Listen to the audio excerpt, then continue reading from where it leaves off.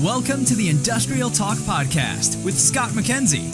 Scott is a passionate industry professional dedicated to transferring cutting-edge, industry-focused innovations and trends while highlighting the men and women who keep the world moving. So put on your hard hat, grab your work boots, and let's go. My goodness, what a week. Last week, I was broadcasting live from the IMC 2017 Reliability Conference. That was brought to you by the wonderful and incredible people with ReliabilityWeb.com. They put on a stellar show. Highly recommend it. Highly encourage you to find out more about ReliabilityWeb.com. Of course, they're out there because they're ReliabilityWeb.com. But, man, I got to tell you, man, incredible people. They put on quite the show, the conference, great networking. If there's anything negative about it, I can't find it because it was a spectacular time. We were down in Bonita Springs and surrounded by a ton of reliability industry leaders, thought leaders, you name it. They were down there and they were all talking about reliability, asset management, all of the good stuff that keeps that asset rolling. Hi there, I'm Scott McKenzie with Industrial Talk. I'm so glad that you are here. I am the voice of industry. I am your industrial cheerleader. We like to provide that education, that information that keeps those companies and people moving forward. I really appreciate you being here. Like I said, I was broadcasting live from IMC 2017, and I got to tell you, man, I've been a part of a lot of conferences. That one was just right at the top because they do a fantastic job. And if you need to find out more about reliability and get that knowledge in you, I got to tell you, that's the place to go. I've got my coffee in hand, and I'm ready to get this week's podcast going. I was, unfortunately, because I was at the conference, I was not able to produce the other last week's podcast from Industrial Talk, but that's okay because those fine people at Reliability Web have given us the opportunity to be able to provide incredible content for a long time. Now, this week's podcast, and it's going to be two-parter. The gentleman is named Jack Nicholas. Now, Jack Nicholas has a storied, wonderful, incredible background in just the reliability space. He has been given the Lifetime Achievement Award from Reliability Web, and that was this past week. And he's a published author of 12 books in the reliability area, and definitely a thought leader, definitely a trailblazer.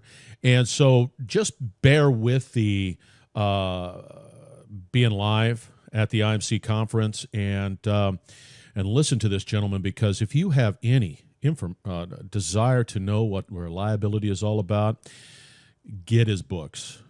Seek him out in LinkedIn, because he's out there and he is a open book. He is a wealth of knowledge. And I'm just honored. Gosh darn it, I'm honored to be able to have this opportunity to meet with him. But first off, I want to make sure that you understand that conference had wonderful people. So consider going to the conference next year. And I think there's one also in Las Vegas. But just go out to the ReliabilityWeb.com location, find out information about it, because I got to tell you, you will not be disappointed. So without further ado, I give you a gentleman by the name of Jack Nicholas. It was an honor for me. He is an incredible person. This will be broken up into two parts. The second part will be more about his background, where he came from, and it will be led by a gentleman by the name of Buddy Lee. And enjoy the podcast, and thank you once again for joining the Industrial Talk podcast. And here is Mr. Jack Nicholas. All right, welcome back to the Industrial Talk podcast. We are live from IMC 2017, and we're going to continue our conversation with Mr. Jack Nicholas. He is a trailblazer, a leader in the reliability space, and absolutely a published author. I think you got 10 books out there. 12. Boy, I even shortchanged you on the books. My gosh, 12. I'm fortunate enough to read one a year, so. But I'm impressed, and if there's anything that's reliability related, and this is the gentleman that knows it, who's lived through it, and definitely knows what he's talking about. Mr. Jack, we're going to be specifically talking about your book. You got a new book out called Asset Conditioning and Monitoring Management. Hey, can you give sort of like a little overview of what that book means? Well, basically, the book deals with what we used to call predictive maintenance. And it's actually a successor to a series of books that went through 3 editions that was called Predictive Maintenance Management. But in the past few years, what's happened is we've changed the terminology due to the issuance of ISO 55000, the asset management standards from Geneva, Switzerland, which were a multinational, I think 37-country combined effort to produce these standards that were successors to the British Standard 55.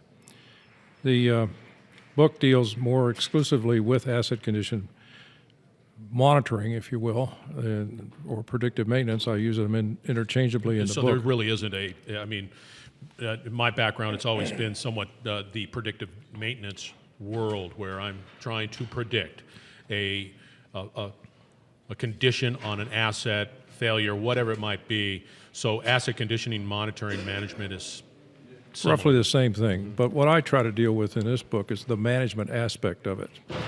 In other words, you're dealing with high-tech tools. There are probably 24 right now available in the commercial world. And the simplest and earliest ones probably vibration analysis and then infrared thermography, lubrication and whirl particle analysis, ultrasonic analysis, and motor testing, which is a specialty of mine. But when you try to put these things together in one group or in an organization, it requires a different set of management skills than ordinary maintenance personnel have. So you need to teach them how to balance the technology with the training and the personnel requirements that you need to have to make the program the best possible it can be. And unfortunately, what's been proven with a couple of surveys that have been done by Plant Services Magazine in the past 4 years is that the majority of these programs don't work out very well. The people who have been surveyed clearly indicate that only about 17% are really totally satisfied with their programs. Whereas roughly the predictive maintenance program. Yes, and roughly 60% clearly indicate their program needs some improvement. The rest are somewhat in between. They're satisfactory, but they might not be getting all of what they could be getting out of a full-blown, well-sourced or resourced program that's got the support of everybody in the organization, which is another aspect of management of it. They do make mistakes on occasion, and sometimes they take a hit for that, but for the most part, what they're able to do with this predictive maintenance or asset condition monitoring is give you advance warning of the onset of failures of equipment. When you have the onset, you have the opportunity to plan and schedule the repairs on a basis that you control, rather than the equipment telling you by failing completely that it needs help. Right. I mean, I'm gonna back up a little bit there, Mr. Jack, and you touched upon, I think it was like 20 some odd tools. Yes. And what comes to mind is that I've got this backpack full of tools, of these predictive tools that can truly help a company. What I would see being a challenge is, how do you use each one to the fullest potential, but how do you prioritize? Is it like vibration or thermo or whatever? Once a company gets a hold of all of these things, I would imagine it's pretty challenging to say, okay, now it's time to do this, now it's time to do that, and so on and so forth. Well, every failure mode, and you can identify failure modes with a methodology that's called reliability-centered maintenance, which is well written up, and many books. I have one of them. Of course you do, because you got 12. Will give you the basics on how to identify failure modes and the consequences of ignoring them. With each failure mode, in many cases, not all, but in many cases, there's some technology that can give you an advance warning through the onset of the failure through some indicator. It may be a parameter, a pressure gauge, vibration signature, some heat or lack of heat indication in a machine or on a machine that tells you something's different than it should be. And with these various tools, no one of which can detect all the failure modes for any given equipment, you need a tool bag, if you will, a combination of tools in order to get through all of the failure modes that can occur. So that's why you need to have more than just one. And with increased sophistication, you get more and more advanced warning and indication of the nature of the failure that's occurring so that you can plan for its replacement. For example, if you have a bearing that's going bad, now you know you need a replacement bearing. But if you can get it early enough, you will not have any collateral damage, because the bearing, if it starts spinning, will damage the end bell of a motor, for example, that is held in. And you don't want to have to make that repair. You just want to replace the bearing. So that's why you do vibration analysis. But the earlier indication of vibration analysis is ultrasonic. It's simply a higher frequency indicator of noise from that particular component, that bearing. And you can't hear it with your ears because it's ultrasonic. It's above the 20,000 hertz, roughly maximum frequency that most people can hear at. But then when it gets down into the hearing range, you want to get some quantification of that and use a vibration analysis tool to give you more specific information concerning that bearing, and also to distinguish it from a misalignment or some other defect that can cause a machine to vibrate. So you know exactly what you have to do early enough to be able to plan for the corrective action that needs to be taken. The question I have is, let's just take that from that point of vibration. You've got this motor. Okay, it's a motor. It's one of many different types of motors, right? And you're saying, okay, this has a vibration. It has an ultrasonic versus whatever. Are there any standards of saying, hey, that motor has, that's a typical signature from a vibration point of view, that motor. But if that vibration signature was over here on this motor, that's not good. Do they have sort of like, I mean, gosh, or is it one and the same? Well, there's all kinds of references on the subject of vibration analysis, and many of them include graphs that give you levels of vibration versus severity of the vibration. And once you use those, they're very simple, using overall vibration levels. You can make a good call. If you get into more detail with a specific frequency that's associated with a specific bearing, you can make the call more accurately and more precisely. You can't necessarily in every case tell how much longer that bearing is going to last, but at least you know you got a bad bearing. And if now you can plan for it. If you have the bearing in stock and it's easy to get to, that's fine. But if you have to order it, you may have to fly it in using FedEx or some other, that bad boy. And that adds to the cost of the repair. The earlier you can make that plan for the repair, the less expensive it's going to be, the less collateral damage that is likely to occur, and the overall smarter your organization is in doing that. Now, your book. So let's say I'm a company and I'm really interested in reading that book, and your book takes you a step by step of how me as a company would be able to set up this management structure, this asset conditioning management structure, but it's step by step. It is. It starts off with just the philosophy, the objectives and goals of a asset condition monitoring program. And then we talk about the functions that are performed by the people who are actually conducting the program. And then I give examples of alternatives to the various ways of doing this. And the alternatives range from 1 to about 4. I call them levels or hierarchy. The simplest is to use very simple tools that are easy to learn. You get the information on the internet or with the accompanying documentation, a vibration meter, an infrared thermography gun. You can now buy a infrared sensor that you can link up to iPhone. No way, really? Oh, yeah. And I'll tell you, the future's bright, man. That's things like that. That's but great. very simple. It won't tell you everything you'd like to know, but it will tell you that you've got a problem.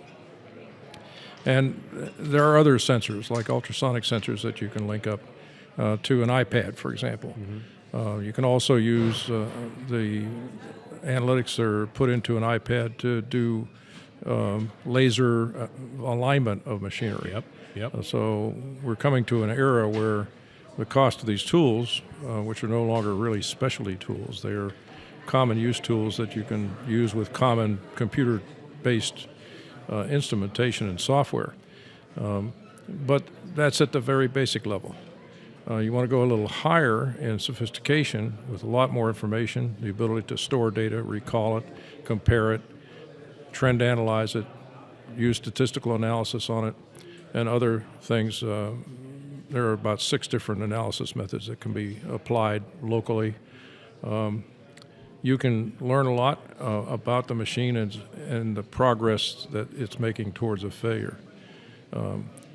So you generally take people who have vibration analysis skills, infrared thermography skills, ultrasonic skills, motor testing skills, and you put them into a team. That's the second level of the organizational arrangement that I describe here. Right. Then you'll go outside the program because you need training. Sometimes you need mentoring. Sometimes you need a temporary replacement for a member of your team that might have been hurt in an automobile accident or something of that nature. Right. So you get to a contractor that can provide those services and other training such as visual test and inspection, which is a very vital adjunct to any of the technology tools that you have. And then also on that third level, what's coming is use of the Internet of Things.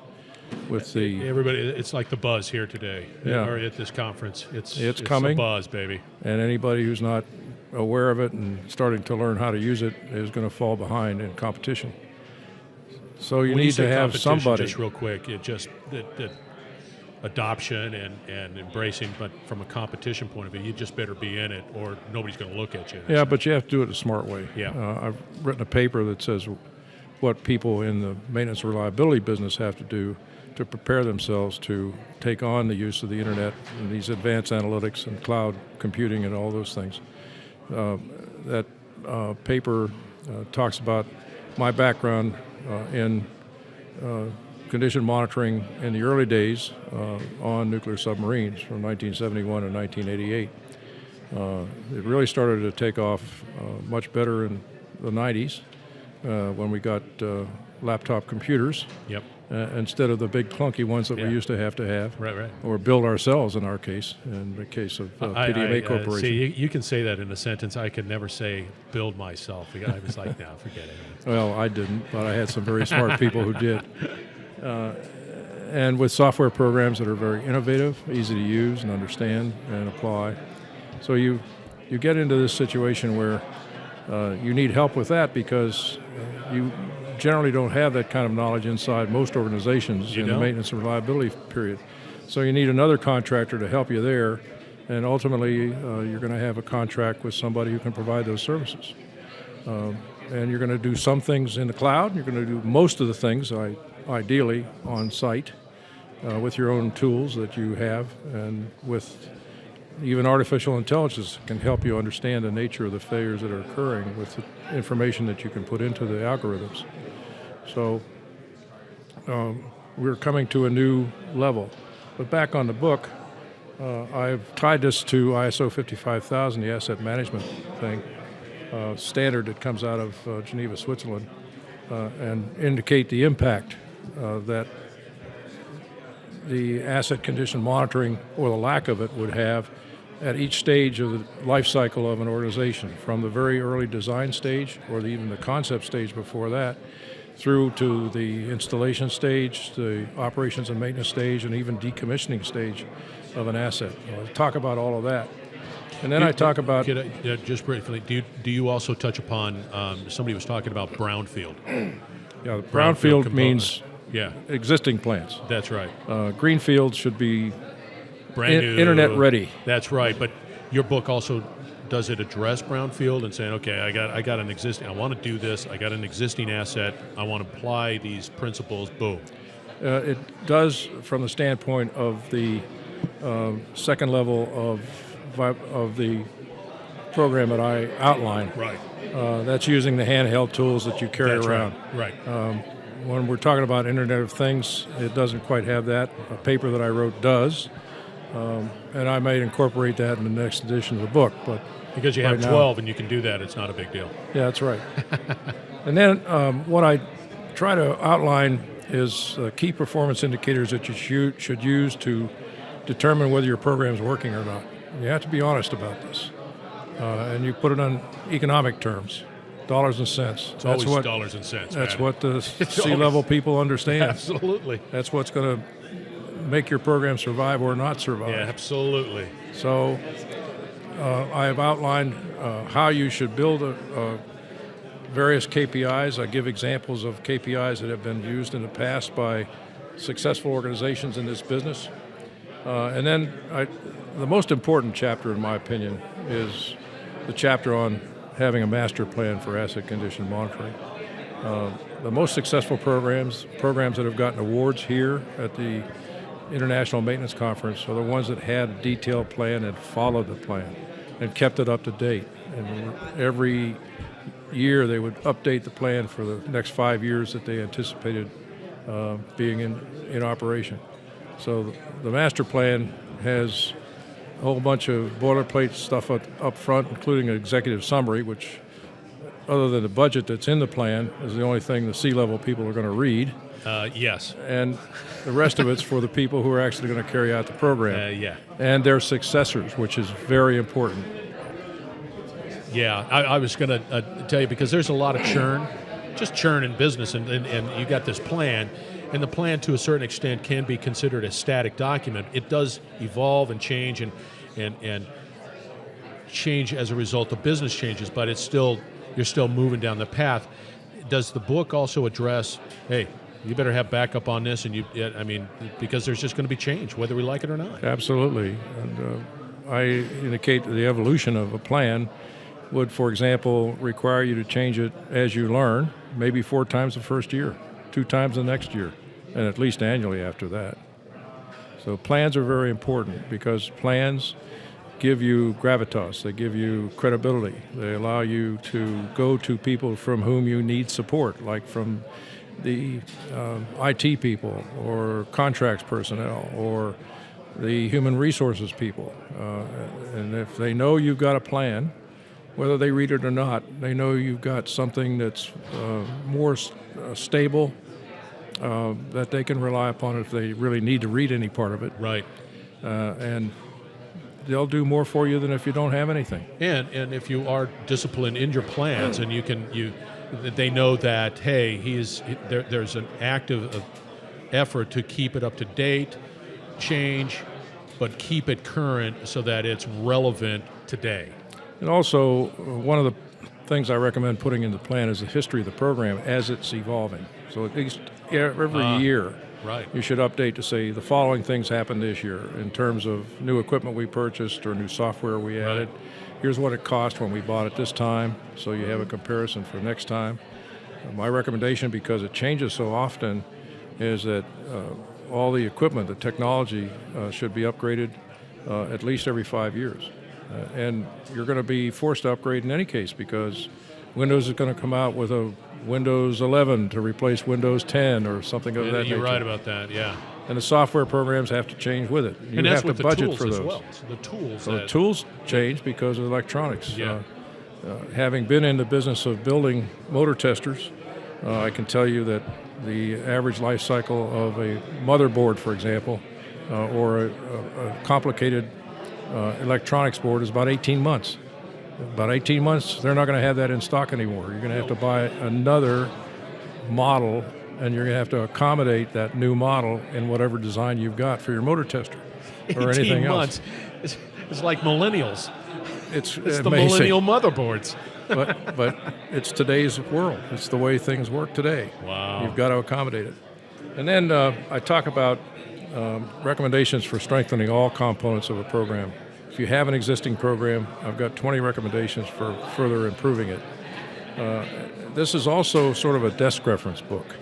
The original book that I wrote was just addressed the technologies themselves. That's now an appendix. No So kidding. I describe the technologies, I bring them up to date. There are a couple of new things that are here. at the conference that I addressed in the book that people wouldn't know about otherwise. And so this desk reference, there's like 65 different technologies that I talk about, or different aspects of this, or variations of technologies. So it's a substantial appendix to the document. In addition, what I put in here is an audit package that allows you to audit up to 10 technologies that I've identified, the most common technologies that I see in use today. And for the listeners out there, when you say technologies, what do you mean? Just give me an example. Like vibration analysis, infrared thermography, ultrasonics, Good. lubricant wear particle analysis, Good. motor testing, that thing. So that you could take this audit and do the audit yourself. It's got a scoring mechanism to it. And then you can add up all the scores, and you can determine whether you're in the world-class program or at the bottom end, a program that needs some support and work. If I was an IT professional and all of this technology is coming out, and would my head explode? In addition to all the other things that I have to be responsible for in the world of technology? Well, I think if you're an IT specialist, this book would be of no interest or value to you. You have to be in the business of condition monitoring. You have to know the machinery. So in the management of these management tools, of it, the tools are saying, hey, I need because I've got 18 months on this bad boy, I'm going to upgrade it, I'm going to change it, I'm going to do it.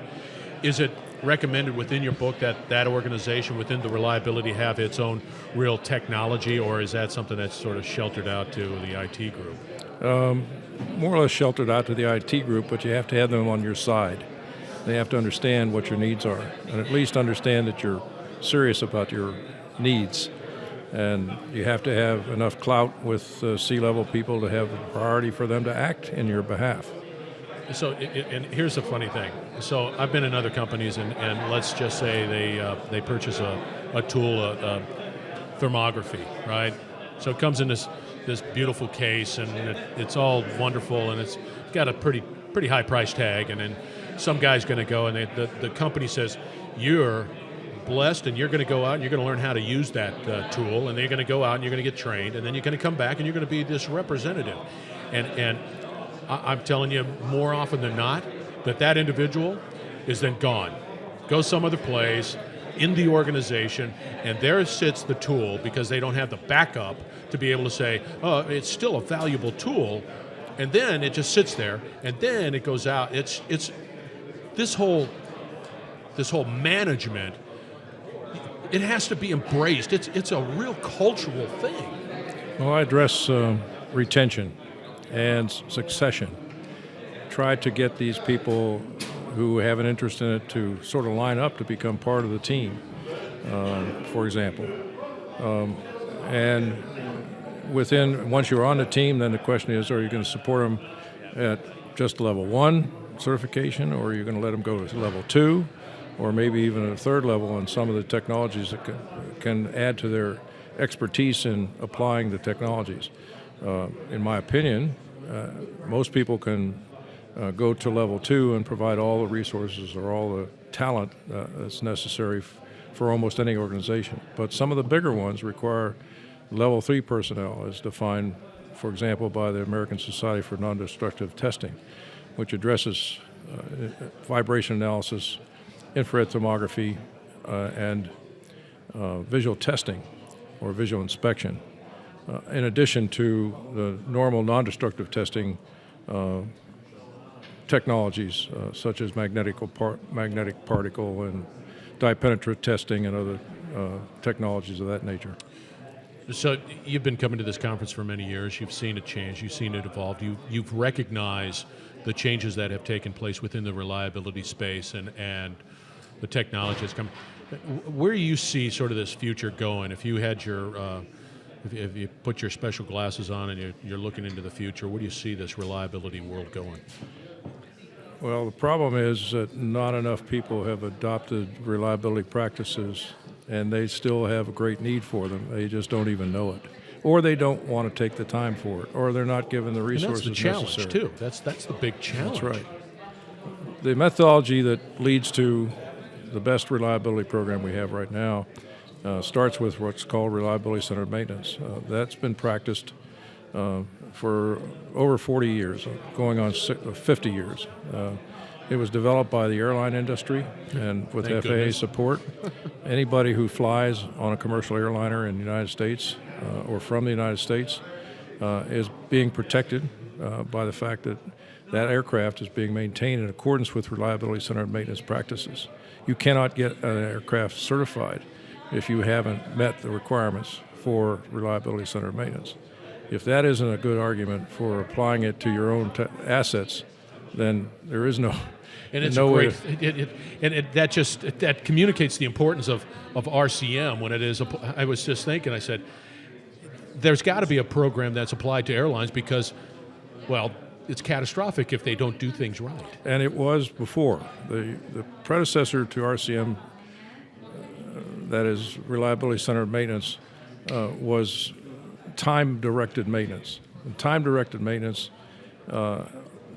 has very, very many gaps in it. And we were having very, very many aircraft crashes with jet aircraft before the jumbo jets came along. It was developed for the jumbo jets, and later on it was applied to all commercial aircraft, not just in the United States, but also in Europe. Even the Russians use reliability-centered maintenance for their aircraft.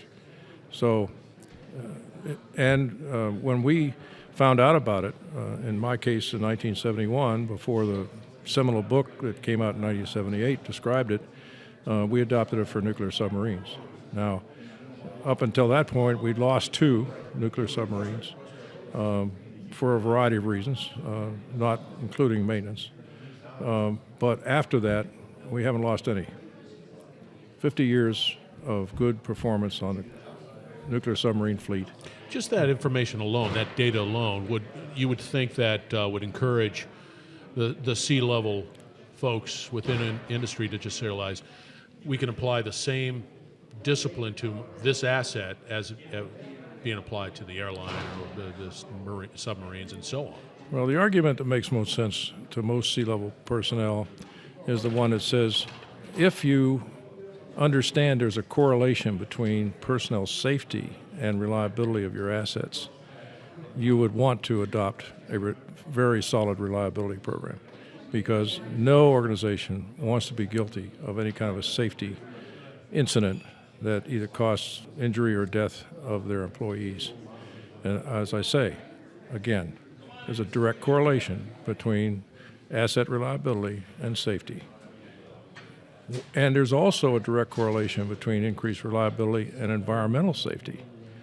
An environmental incident can rapidly cause the reputation of an organization to sink to the bottom.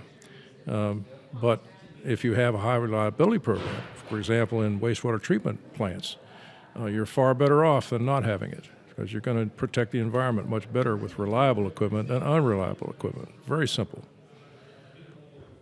Well, that makes a lot of sense, and I know that at the C level they're also looking at money. They do. That's a bottom line too, and it's. Let's look at it from a money standpoint. Yeah. There's also a direct correlation between reliability and asset utilization. If you are operating your equipment to its maximum capacity and it's reliable, you're going to make more money than if you have unreliable equipment that's not available.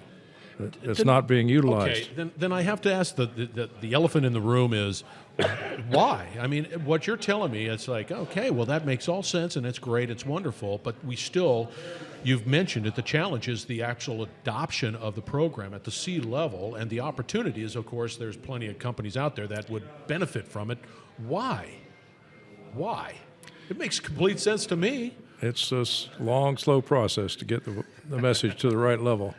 There are not a lot of CEOs at this conference, and perhaps that's the problem. Yeah, there you go. Now, I'm going to have an opportunity, I think, in sometime in early 2018 to address a conference that is attended largely by CEOs. And the arguments that I'm going to use are similar to the ones that I've used here. Lay it out. And see what the reaction is. So, and I have some very competent associates in this business, not working with me or for me, but they do have the ear of the people at C level, and when they do, they often get the resources necessary to come in and help their organization become more reliable.